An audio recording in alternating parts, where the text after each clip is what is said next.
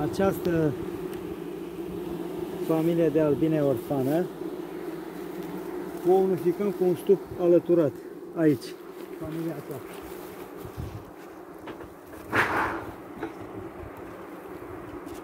Deschidem și acest stup.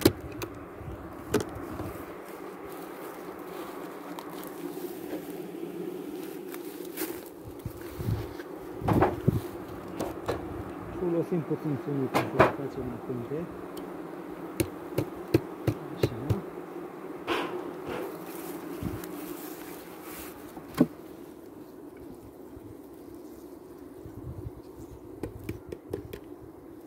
Luăm hrănitorul, rama de după diafragmă care am mai descăpăcit-o să mai tragă mierea în cuib, cum se procedează toamna. Mulți apicultori știu procedura asta. Ramele în care există puțină strânsură se descăpăcește și se pune după diafragmă. Sara se descăpăcește și albinele adună mierea din ramă și o duc în cuib și își măresc rezerva pentru iarnă. Acum eu urmăresc să scutur albina de pe o ramă sau două, depinde câte găsesc fără prea multă miere. Dacă găsesc o ramă mai ușoară, o scutur ca să am mai mult spațiu pentru celelalte rame care o să le introduc aici în stup, cele care sunt cu albină orfană. Pentru că vreau să unesc doar într-un singur stup, în stupul ăsta. Așa, acea familie orfană pot să o împrăști în 2 stupi, 3 stupi, cât o ramă să dau la fiecare. Eu aș prefera să dau toată albina acestui stup. Se vede și matca, după cum arată, posibil să-și fi încheiat punta, dar ne uităm să vedem dacă mai există ouă.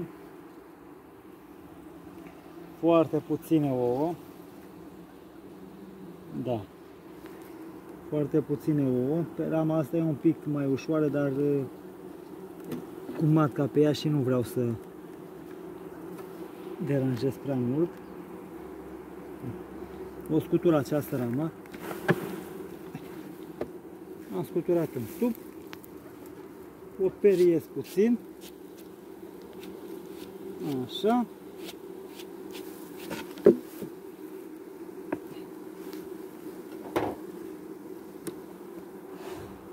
Le rarefiez un pic. Așa.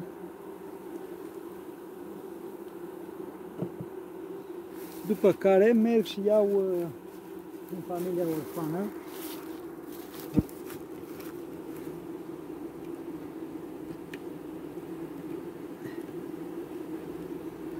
cât o ramă. E posibil să scutur și din albina asta orfană peste cea cu matcă. Ia uitați, aici avem puțină miere. Am pus-o aici. Deci rama aceasta este cu albină orfană. Nu are mirosul specific familiei în care am introdus-o, dar o să-l schimb eu cu spray, parfum.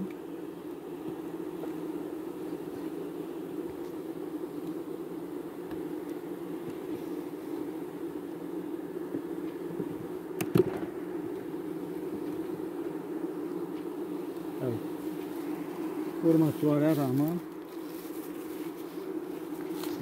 între ele, când se liniștesc și se acceptă,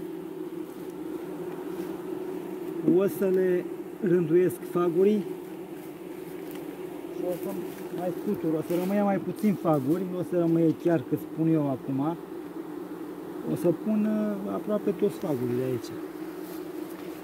Albinele, ia uitați-vă, Simțind că sunt orfane, au încercat din ouăle și larvele tinere până în 3 zile să-și tragă boți de schimb. Este prea târziu, chiar dacă va ieși, matca nu va reuși să se împerecheze și va fi matcă falsă, trântoriță. Nu se împerechează în 5 zile de când a eclozionat, nu mai dă randament. Nu se va mai împerechea niciodată. Ia uitați.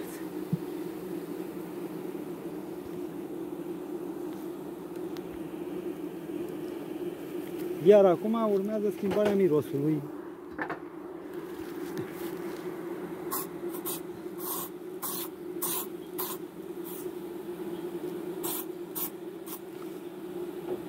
Strângem ramele, să sperăm că ne mai rămâne loc să mai punem una la margine, iar celelalte o să le punem după diafragma. Albina va trece ușor, ușor.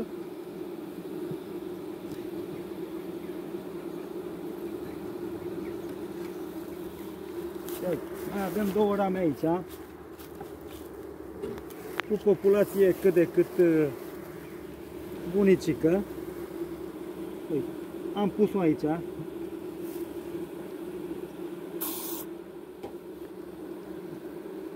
Îi schimbăm mirosul.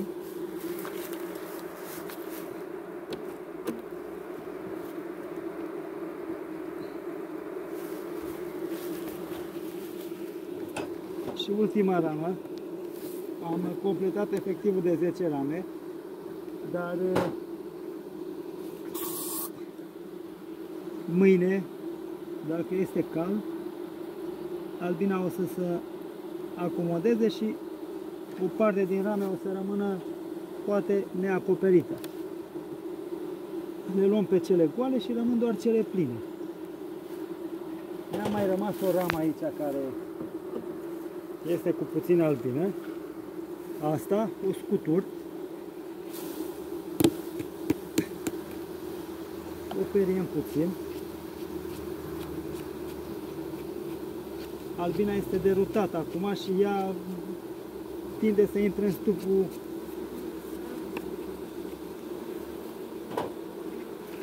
unde am scuturat, deasupra stupului unde l-am scuturat.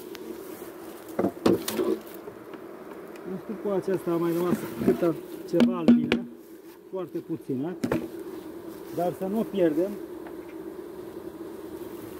Am încercat să o punem deasupra acestui stup gazdă. Acesta îl numim stupul gazdă, care a preluat și familia orfană.